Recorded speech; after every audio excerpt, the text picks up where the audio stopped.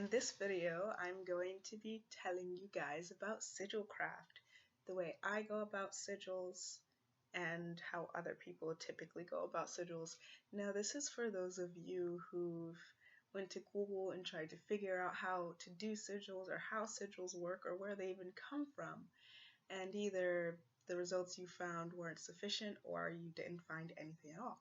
So, if you're that type of person, or you just want to watch me blab on and on about magic, stay tuned.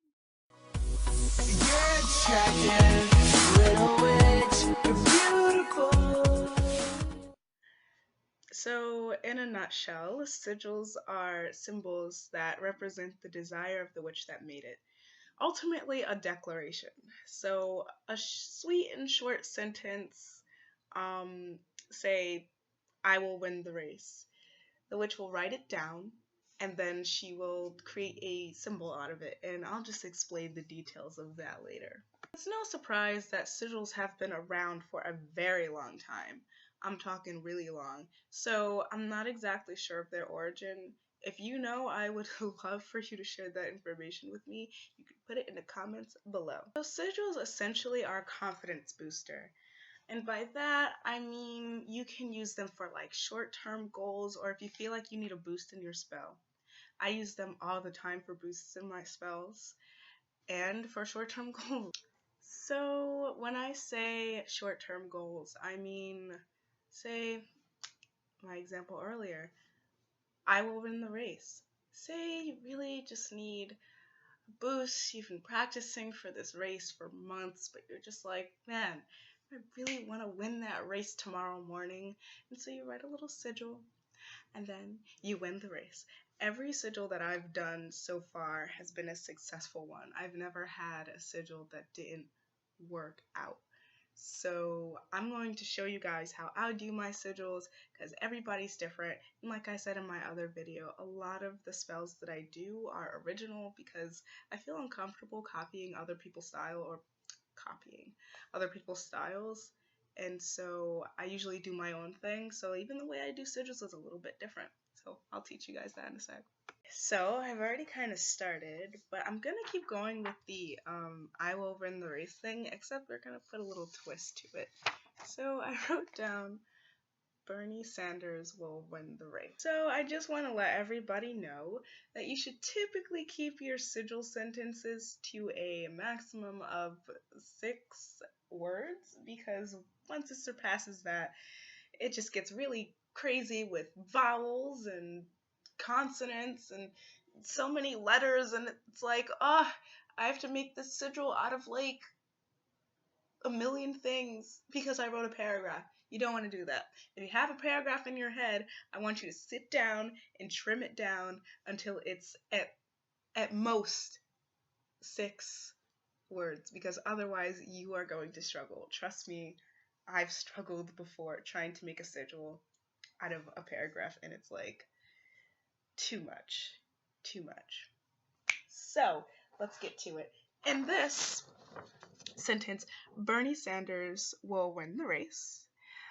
So what you really want to do is you just want to take out all the vowels. So I had to take out the E's, the I's, the A's, and I think those are the only vowels in this sentence. And so what you're left with is all the consonants that are inside of that sentence. So you say B, R, N, S, D, R, blah, blah, blah, blah, blah. A lot, right? You do not want to make a sigil out of all of those consonants. It's like you're gonna end up with a big scribble box, and it's like, I do not want to do magic with scribble boxes. So you take out all the repeated consonants, and so what you're left with is this little bit. Let's see, it's like half of it is gone. So that's how we begin our sigil work, and this is the part where it gets Now is the time, now is the hour to take back my heart, to take back my power. This is the moment to break your spell. I see right through you, not burn in hell. Now is the time, now is the hour to take back my heart, to take back my spell. This is basically what I came up with, and now you can kind of see where I put what consonants, like these loop-de-loops right here, that's part of the B. This is like the W in the sigil. This is the T. And I connected the T with the H, which is totally okay. You can attach letters together. This is the S attached to the C, so it comes like a circle, sort of. Yeah. And so then what you really want to do is you want to keep redoing the sigil until it doesn't look like a bunch of letters jumbled together. And some people do exotic like me, like I don't want it to look like letters at all when I first create the sigil. Like even if it's the first draft, I don't want it to look like a bunch of letters, which it kind of does here, but usually, since I was going fast this time, usually I don't. And so that's kind of it when I scribble it in a little bit more so that you can see better. But yeah. And here comes the complicated part. Okay, so this is the way I do my sigils sometimes. I find this method to be way more effective than the last one that I showed you, and so it's kind of tough. So what you really got to do is draw 3 circles, each one bigger and encompassing the other. So this would be the smallest circle. So you draw a small circle, then a bigger circle that encompasses the last, and then one final big circle that encompasses the middle one. And this is where the witchy thing becomes a tricky thing. So here, I want you to write the ABCs inside of only the biggest and middle circles. And so you start at the top, or actually you can start on any side. I start at the top. And you write A, but instead of going A, B, you go down to the middle circle and write B. And then you go back up and write C, D, E, F, G, and you keep going around, zigzag basically. And at some point, while you're going around the circle with your ABCs, you're gonna like get stuck because the circle will like be full of letters. And so at that point, all you have to do is just fill in the spaces that remain. So let's say you get like over here and you're like, man, I don't have any space to put my XYZs. You just put X, Y up here, and then Z down there. And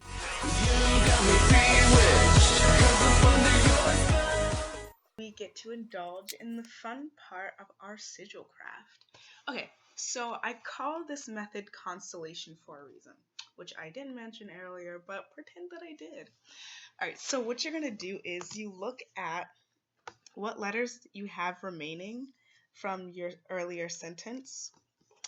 Remember, you're taking out the consonant, the repeated consonants, and the vowels. And so what's left, you're going to find it on your little chart. And so let's say B. You can go by any letter that you feel like should go first, but just to be simple, I'm going to go with B, since B is the first one. So you see I put a dot where B is. Now I'm going to find R on the chart, which is all the way down here. And then I'm going to connect the dots. See? Which is a poor connection because, yeah, whatever. And so I'm going to keep doing that. So again, I'm going to connect R with N, which is neighboring. Right there. N is right there. So I'm going to connect them. Now when you do this, you can do loops and whatever. Try not to curve it. I mean, you can curve, but try not to go like that. It's like that's not how we work here. So you want it to go straight. You want it to get there, okay, without the extra detours. You can curve it a little bit if you feel whatever, as long as it gets there. without the extraness, you know? So we're connecting B, R, N. Our next one is S. So S is all the way over here, and I'm just gonna point it over there, and I'm gonna keep doing that until the connect the dot is over, basically. And so I'll see you when I'm done with that. So once you're done with connect the dot, this is my result. Yours might be different if you decided to follow the whole Bernie Sanders will win the race thing. Once you're done with that, I want you to redo this little design, or whatever design you came up with, until it doesn't look like a bunch of lines.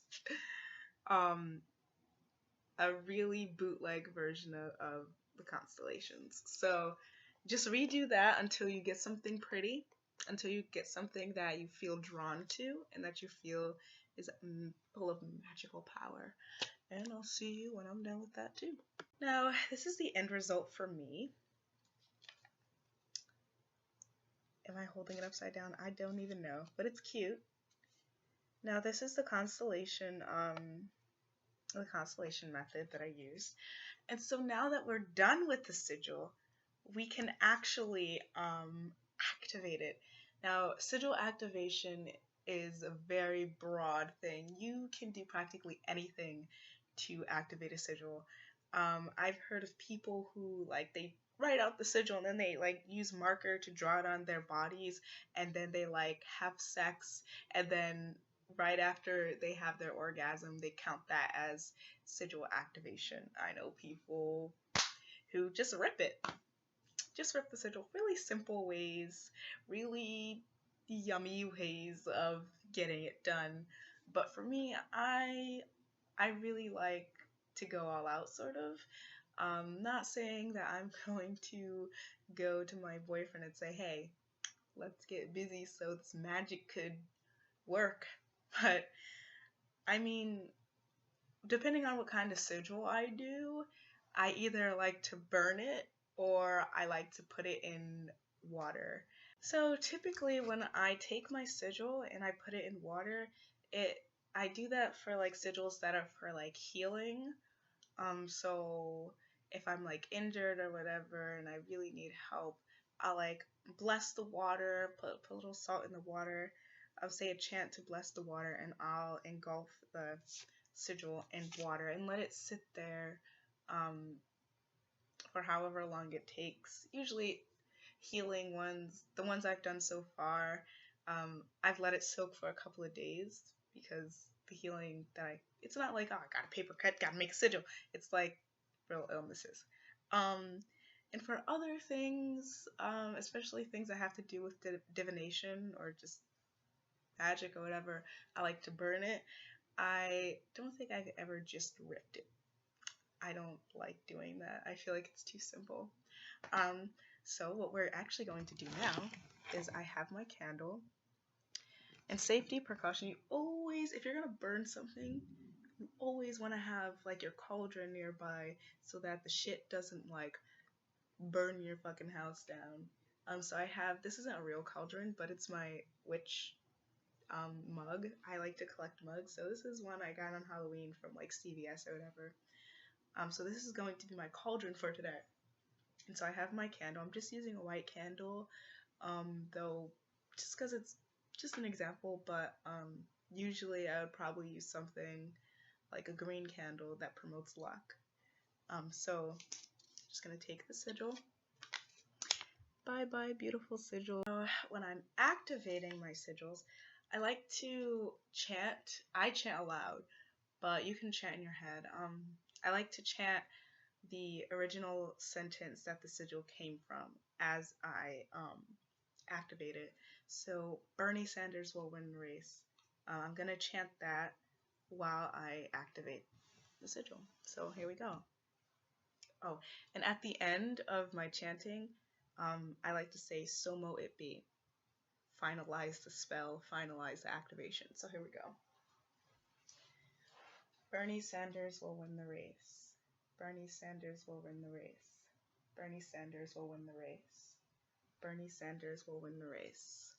Bernie Sanders will win the race. Bernie Sanders will win the race. Bernie Sanders will win the race. Bernie Sanders will win the race. Bernie Sanders will win the race. Bernie Sanders will win the race. So mote it be. And then I'll just like blow out the candle too. And I also like to bathe the sigil in the smoke of the candle that it came from. Just makes me feel good. So that is all when it comes to Sigilcraft. Well, not overall, of course, but on my part. I'm all done. If you guys have questions, you can drop them in the comments.